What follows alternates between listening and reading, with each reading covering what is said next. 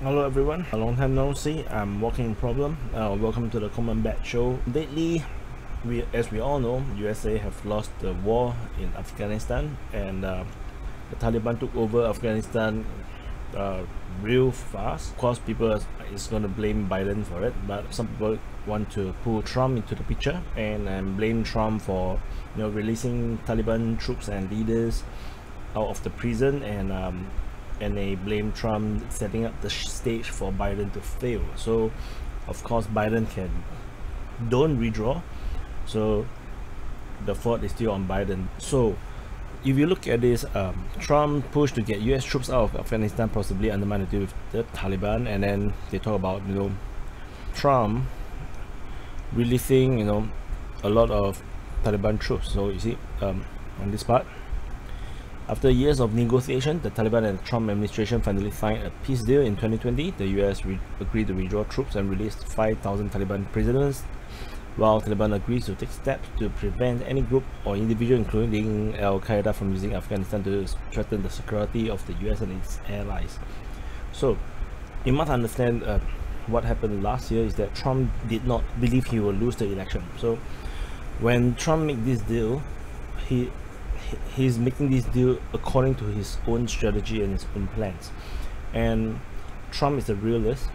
He sees things as it is, and he will just say things as it is. So being the president, he possibly already know that the Afghan government is corrupt, the military of the Afghan security force is hopeless, and he probably already know that, and which is why he bothered to negotiate with the Taliban. Because if the Afghan security or the Afghan military is actually that good, the Taliban would have already lost the war, so, and would have already been eliminated, but that's not the case. So Trump probably already know that the Afghan government and the military can't be trusted, and that's why he started negotiating with the Taliban, which is the faction that actually have more will to actually get things done, and to actually control Afghanistan. And as Trump always say, there's no reason for US to get involved with other countries' matters, and Afghanistan have been a territory or region that various factions constantly fight with each other, and they feud with each other, and there's hatred and conflict throughout its entire history. So Trump, this is exactly the kind of place that Trump talk about and say how USA should not get involved, and which is why he's bringing Taliban back into the picture. And I believe under his watch, the Taliban will be a lot more afraid of the US military, because Trump, being Trump, he will put threats and he will follow through, and given Trump's way of doing things, he probably will warn Taliban that if you don't follow through, I'm going to bring in more troops, something like this.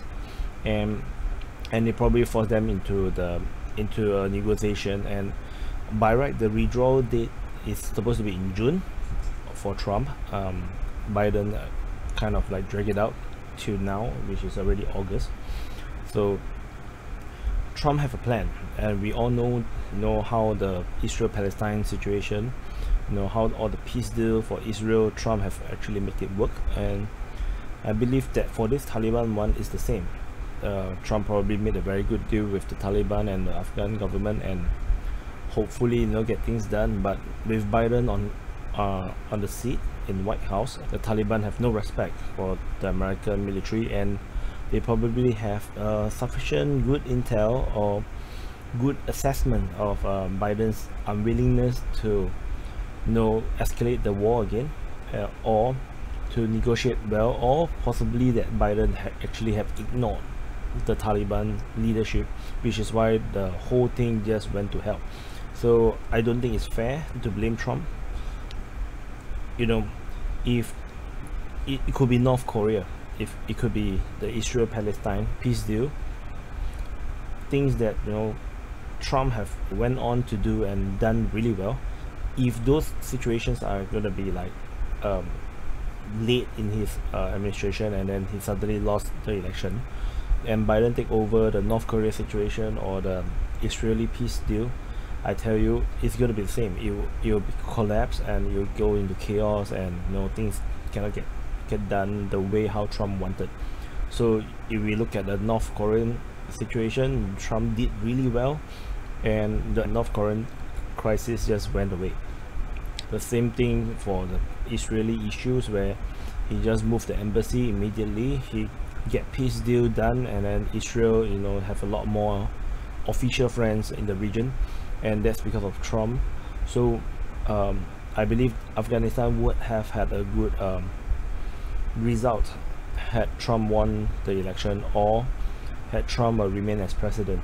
So that's that. Afghanistan is now in the firm control of the Taliban, and the fall is amazing.